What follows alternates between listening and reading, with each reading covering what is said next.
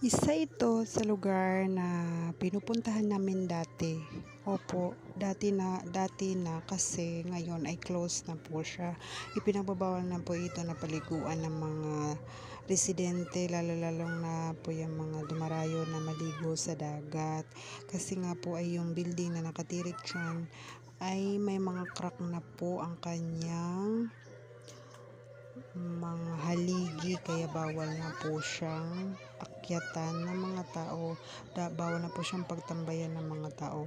Pero may mangilan-ngilan pa din po na pumupunta dyan para maligo, pero medyo delikado na nga po dahil nakakatakot po, baka mamaya ay biglang bumagsak ang building na nakatirik sa gitna ng paliguan dyan sa Kawasihan Bar. Kaya sa ngayon ay close na po yan. Pero napakaganda po ng tubig dyan tuwing tag-init.